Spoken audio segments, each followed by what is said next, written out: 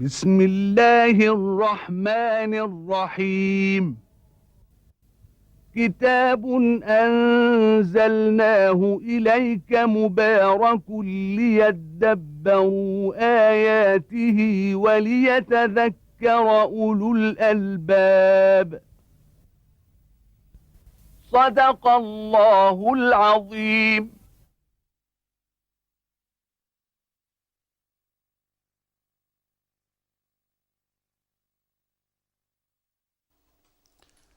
الحمد لله رب العالمين، والصلاة والسلام على المبعوث رحمة للعالمين سيدنا ونبينا محمد وعلى آله وأصحابه ومن اهتدى بهداه وعمل بسنته إلى يوم الدين. يقول تبارك وتعالى: بسم الله الرحمن الرحيم. ألم تر كيف فعل ربك بأصحاب الفيل؟ ألم يجعل كيدهم في تضليل وأرسل عليهم طيرا أبابيل ترميهم بحجارة من سجيل فجعلهم كعصف مأكول. بسم الله الرحمن الرحيم. لإيلاف قريش إيلافهم رحلة الشتاء والصيف فليعبدوا رب هذا البيت الذي أطعمهم من جوع وآمنهم من خوف. سورة الفيل وسورة قريش هما في موضوع واحد، وقد يمتن الله تبارك وتعالى في هاتين السورتين على قريش وأهل مكة بمنته سبحانه وتعالى، أولا بدفع الفيل وجيش أبرهة عن بيت الله تبارك وتعالى وكعبة الله، وكان هذا من الله تبارك وتعالى نعمة عظيمة وإرهاص لبعثة هذا النبي صلوات الله وسلامه عليه. فإن النبي ولد في عام الفيل، العام الذي أهلك الله تبارك وتعالى الفيل وصد جيش الحبشة النصراني عن الكعبة. وكان من شأن أبرهة أولا أن ملك اليمن الحميري ذو نواس الذي قتل النصارى في حادثة المشهورة أصحاب الأخدود، فهو الذي نزل فيه قول الله تبارك وتعالى: والسماء ذات البروج واليوم الموعود وشاهد ومشهود قتل أصحاب الأخدود النار ذات الوقود إذ هم عليها قعود. هذا الملك الحميري الذي لما دخل الناس في النصرانية بدعوة عبد الله بن الثامر رحمه الله وبتعليم هذا الراهب النصراني، قام وأخذ كل من دخل في هذه النصرانية وأبادهم وحرقهم على هذا النحو.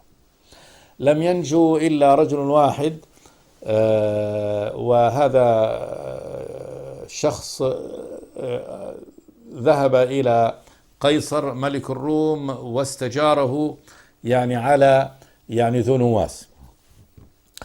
هذا فجاء قيصر وكتب لملك الحبشة أن يرسل جيشا لحرب هذا الملك الحميري، فانتدب لذلك جيش وجعل عليه أبرهة الحبشي وقائد آخر يسمى أرياط، وجاءوا بجيشهم الحبشة فقضوا على ملك حمير واتخذوا اليمن قاعدة لهم، وبدأت النصرانية تنتشر وقامت حروب بين أرياط وبين أبرهة، انتهت في النهاية بقتل أرياط وبقي أبرهة. ثم إنه غضب عليه ملك الحبشة فاستمع له وأرسل له تمكن أقسم أنه سيأتي ويطأ أرض اليمن ويجز ناصيته، فجاء أبرهة الحبشي جز ناصية نفسه وأرسل له كيس فيه تراب من اليمن وقال له أيها الملك طأ هذا التراب وهذه ناصيتي، وتذلل له فرضي عنه وأبقاه ملكا على اليمن. وقال أبرهة بأنه سيبني في اليمن كنيسة لم يرى مثلها، وأنه سيدعو العرب إلى الدخول في النصرانية، فبنى كنيسة عظيمة في صنعاء. كانوا يسمونها القليس من بياضها ومن كبرها، وقيل سميت القليس لأنه كان كل من يعني يطلع إلى أعلاها تقع قلنسوته. أغضب هذا كثير من العرب وقريش على الخصوص، وأرسلوا من دخل إلى هذه الكنيسة وأشعل النار في جوانبها فحرقها وهدمها. وقيل إنه أرسل رجل وتخلى يعني في هذه الكنيسة وقذرها، فاستشاط أبرهة غضبا لذلك، ووجد أن أن الجزاء لهذا أن يهدم الكعبة، فجمع جيشه وأتى بأفيال لم تعهد العرب يعني القتال بالفيلة، فأخذ مجموعة من الأفيال قيل 12 فيلا، وكان على رأسهم فيل عظيم يسمى محمود، وأخذ جيشا كثيفا وأتى به حتى يعني لا يمكن أن يقاوم. وفي أثناء سفره تصدى له بعض قبائل العرب يعني لردعه، ولكن كانت قوة يعني غير متكافئة. تصدى له رجل يسمى ذو نفر تصدى له نفيل يعني الخثعمي، فأسره وأخذه معه دليلا له. لما مر على الطائف صنعه أهلها وأرسلوا معه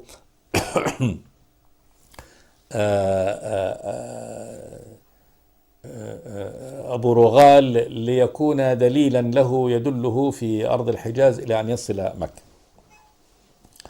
وأبو رغال هذا الذي تضرب به العرب المثل، وقد رجموا قبره بعد ذلك، لأنه هو الذي يعني قاد جيش أبرهة ليدلهم على الطريق إلى مكة. لما وصل أبرهة بجيشه إلى قرب مكة أرسل جيشه، سرح جيشه في النواحي، وأخذوا يعني سرح أهل مكة، ومن جملة ما أخذوه 200 بعير لعبد المطلب. ثم إن هرقل أبرهة أرسل إلى يعني قريش إلى أشرافهم يعني يبلغهم أنهم إن يعني كأنه إن كفوا عنه فإنه سيكف عنهم، وإلا فإن مقصده أن يهدم الكعبة، فإن خلوا بينه ذهب، وإلا يعني إذا عارضوه ووقفوا أمامه قاتله. ولما ذهب هذا الوفد أتى ببعض الأشراف ومنهم عبد المطلب اللي هو جد النبي صلوات الله وسلامه عليه. ولما جاء دخل عبد المطلب على أبرهة أعظمه أبرهة، وذلك قيل لجمال عبد المطلب ولجسامته ووسامته، فكلمه وقال له نحن يعني لن نقف ديت أمامك. وقال له ماذا تطلب مني؟ قال له أنا أطلب منك يعني جيش قد أخذ لي 200 من إبلي. فقال له لقد عظمت في عيني أول ما رأيتك، والآن يعني صغرت في عيني. أنا قادم لأهدم يعني بيتكم وكعبتكم ورمز عزكم يعني ديت. ثم تسألني في مجموعة من الإبل. فقال له يعني هذا البيت، قال له أنا رب الإبل وهذا البيت له رب يحميه. قال له فإني قادم لهدمه. فقال له أنت وذاك، هذا له رب يحميه وأنت وذاك، إذا تظن أنك يعني تهدمه فافعل. ورجع عبد المطلب فأمر يعني أهل مكة قريش بأن يتحصنوا بالجبال وأن يخرجوا منها حتى يعني لا يطأهم ولا يذلهم يعني هذا الجيش بدخوله، وأن يتركوا مكة ويخلوا. وهم في قرب مكة عند وادي محسر جاء هذا اللي هو نفيل بن حبيب الخثعمي الذي أسروه، وكان قد تصدى لجيش أبرهة. جاء نفيل هذا وأتى إلى أذن الفيل الكبير محمود، وقال له يا محمود يعني هذا بيت الله لا تذهب، يعني إن أجبرك أبرك في مكان. فبرك الفيل في مكانه وضربوه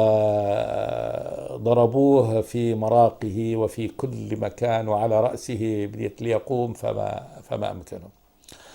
فلما وجهوه كانوا يوجهونه إلى أي جهة؟ إلى الشام يسير، إلى اليمن يرجع، وإذا وجهوه إلى مكة فإنه لا يتحرك.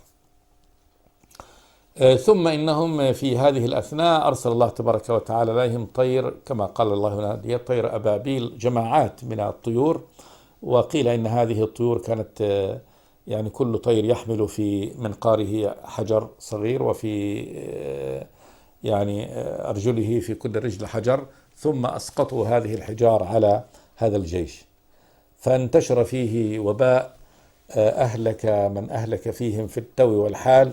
وبدأ الجيش يعني يهرب ويتساقط شيئا فشيئا، وانتشر المرض فيه، حتى إن أبرهة الذي هو يعني رأسهم أخذوه في الطريق فتساقط قطعة قطعة إلى أن وصل، قيل أنه مات يعني في الطريق، وقيل أنه وصل صنعاء وقد يعني تهرى جسمه ومات به.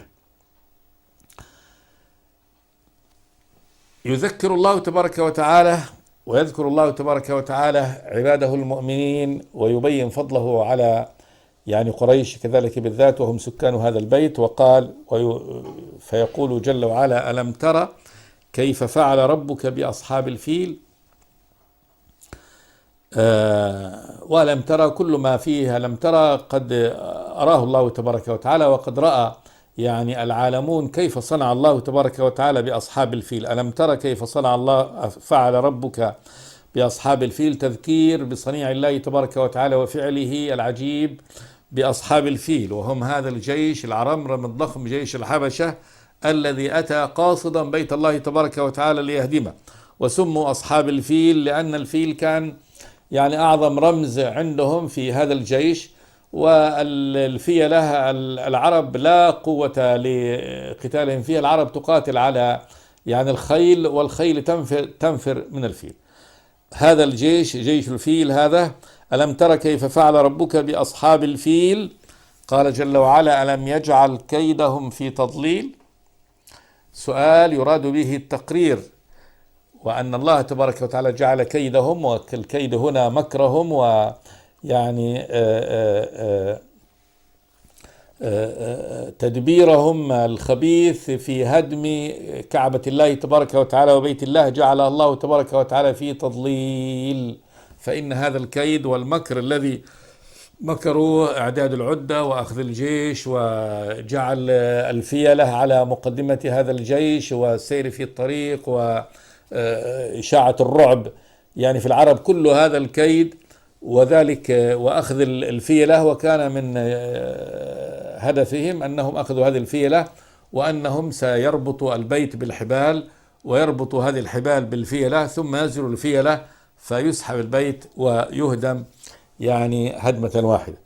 قال جل وعلا: لم يجعل كيدهم ببيت الله تبارك وتعالى في تضليل. كل هذا التدبير والكيد والعمل الذي عملوه كله انتهى إلى تضليل، إلى ضلال، لم يحصل من وراء ذلك على شيء، بل حصلوا الخيبة والندامة والحسرة وهلاك جيشهم وهلاك أمته. قال جل وعلا: وأرسل عليهم طيرا أبابيل. أرسل الله تبارك وتعالى عليهم على هذا الجيش طير أبابيل. قيل أبابيل جماعات، يعني جماعات تأتي وتلقي بهذه الأحجار. وانظر يعني المفارقة بين الطير الصغير وبين الفيل الكبير. فهم هؤلاء يعني أتوا بالفيل وهو من أضخم يعني الحيوانات وأقواها وأعنفها، وجعلوه في مقدمة الجيش. والله تبارك وتعالى أرسل لهم جند صغير جدا وهو طير. وهذا الطير قيل إنه يعني مثل السنون مثل الخطاف الصغير، فهو من أضعف الطيور ويحمل أحجار صغيرة، وهؤلاء بعدتهم وعتادهم، لكن الله تبارك وتعالى أرسل لهم هذا الجند الصغير وكان هلاكهم به، يعني أهلكهم الله تبارك وتعالى بمجموعة من الطيور الصغيرة أهلكتهم. وهذا يعني حقارة شأنهم على الله تبارك وتعالى. وانظر فإن الله لم يرسل لهم يعني جندا كثيفا و يعني كريح عاصفة وصاعقة وجند من الملائكة، ولكن له أرسل لهم يعني هذه الجنود الصغيرة الضعيفة، لكن وما يعلم جنود ربك إلا هو. انظر هذا الجند. وأرسل عليهم طيرا أبابيل، قال جل وعلا ترميهم بحجارة من سجيل. ماذا يكون الحجر هذا الذي يحمله هذا الطير؟ يعني الحجر هذا كان كحبة الحمص، حجر صغير. ترميهم بحجارة، وانظر ماذا تصنع هذه الحجارة في هذا يعني في هذه الفيلة وفي هذا الجيش. لكن هذه الحجارة التي من سجيل، قيل من سجيل، السجيل هو يعني الطين إذا أوقد عليه حتى يصبح حجارة ديت اللي هي حجارة أصلها طين، ديت حجارة أصلها طين وحمي عليها وأوقد عليها حتى أصبحت بهذه الصلاب، فهي حجارة صغيرة من سجيل. قال جل وعلا فجعلهم كعصف مأكول. جعل هؤلاء الكفار كعصف. العصف هو القش كعيدان القمح ونحوها. إذا أكل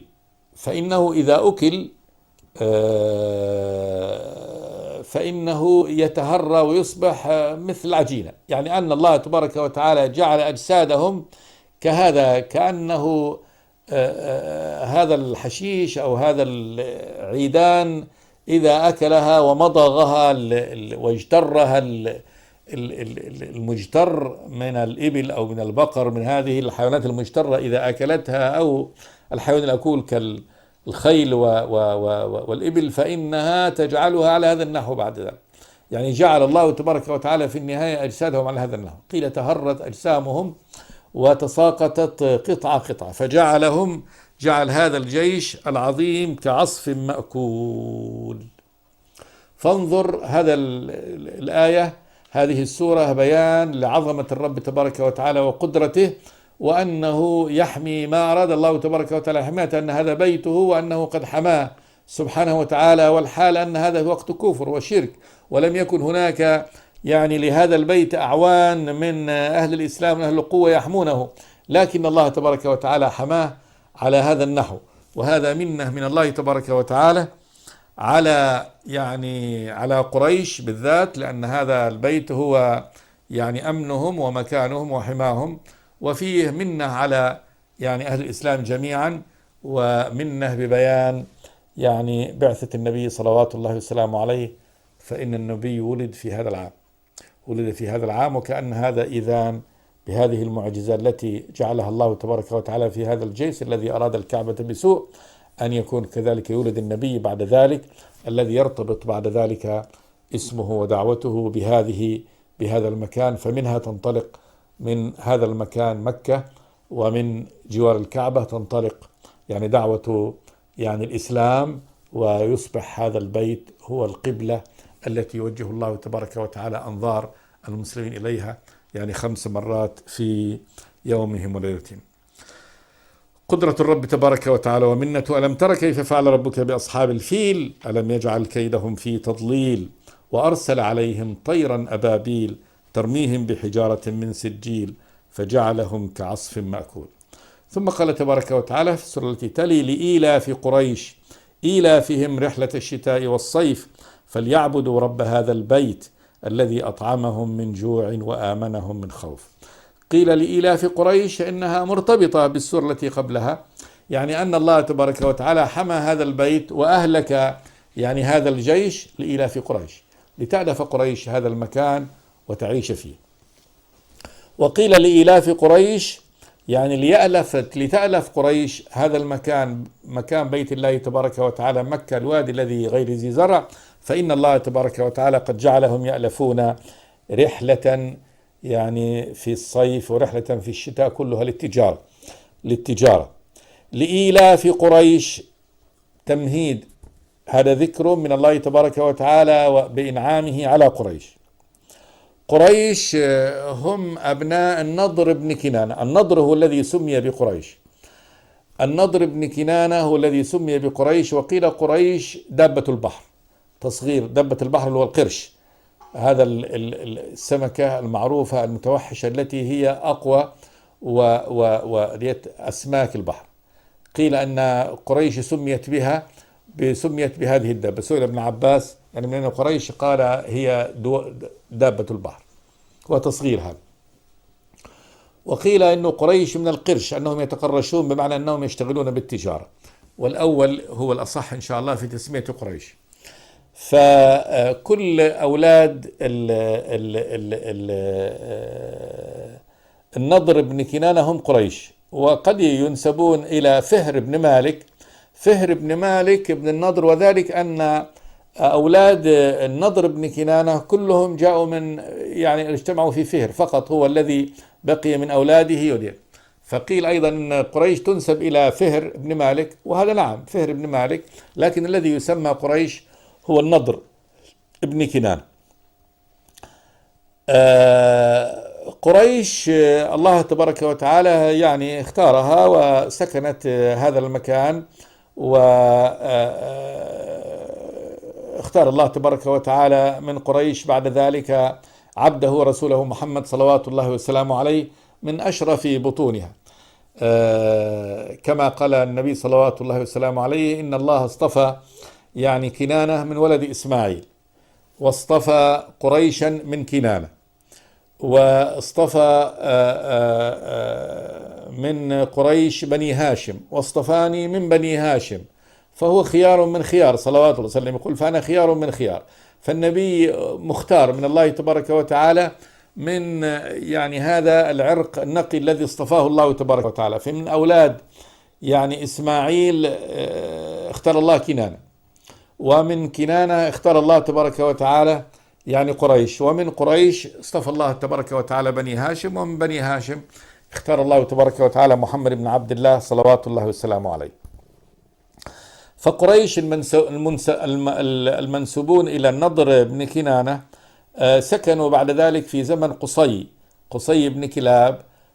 سكن قصي، هو الذي جمع يعني ديت وانتشر على خزاعة وأخرجها، وسكن في مكة، وكان هذا يعني إيذان وإرهاص لخروج النبي صلوات الله والسلام عليه منه. فيمتن الله تبارك وتعالى على هذه القبيلة التي اختار منها عبده ورسوله محمدا صلوات الله والسلام عليه. قال جل وعلا: لإلاف قريش، يعني لإلفهم المكان، يعني هذا البيت، مكان البيت مكة، إيلافهم رحلة الشتاء والصيف. جعلهم الله تبارك وتعالى يألفون رحلة من مكة في الشتاء والصيف. فكانوا في الشتاء يذهبون إلى الشام، في الشتاء يذهبون إلى اليمن، وفي الصيف يذهبون إلى الشام. رحلة في شتائهم إلى اليمن، ورحلة في الصيف إلى الشام. يتاجرون، واليمن حاضرة زراعية وفيها تجارات عظيمة، وكان فيها مصانع للنسيج يعني. وبلاد الشام بلاد عامرة، يعني فيها يعني التجارات العظيمة والصناعات والزراعات. مكة بلد صحراوي، ليس فيه يعني صحراء، ليس فيها يعني لا زراعة، لا إنتاج زراعي ولا كذلك إنتاج صناعي. كانت قريش تأتي بهذه التجارات من هذه، ولتكون هي ومكة هي مجمع العرب من كل مكان يأتون للحج ويأتون فيها، فيكون عرض قريش للتجارة التي يستجلبونها من اليمن ويستجلبونها من الشام يكون بهذا تجار، وكانوا من أغنى الناس بتجارتهم هذه التي يتاجرون فيها، ويأتيهم العرب من كل مكان. وكان يعني منى من أعظم الأسواق، وفيه ذي المجنة وسوق المجاز كذلك، وفيه كان سوق في عكاظ في الطائف، لكن كان أعظم الأسواق التي كانت في مكة. لإيلاف قريش إيلافهم رحلة الشتاء والصيف. جعلهم الله تبارك وتعالى يألفون يعني هاتين الرحلتين، هي حبيبة لنفوسهم، يذهب يعني شبانهم ويذهب كبارهم إلى التجارة. وكان أهل مكة كذلك، إما أن يكونوا تجار بأنفسهم أو مقارضين بمالهم. فالشخص منهم الذي يعني يقعد عن التجارة يقوم يقارض بمال، يعطي ماله لغيره ليتاجر فيه، ولهم يعني الربح يكون بينهما. وقد أقر الإسلام هذا النوع من العقود اللي هو عقد المقارضة أو المضاربة. لإيلاف قريش إيلافهم رحلة الشتاء والصيف، قال جل وعلا: فليعبدوا رب هذا البيت. أمر من الله تبارك وتعالى لهم بأن يعبدوا رب هذا البيت، هذا البيت الذي هو رمز عزهم ورمز مجدهم، والذي هم مأواهم الذي يأوون إليه ومكانهم الذي هم فيه.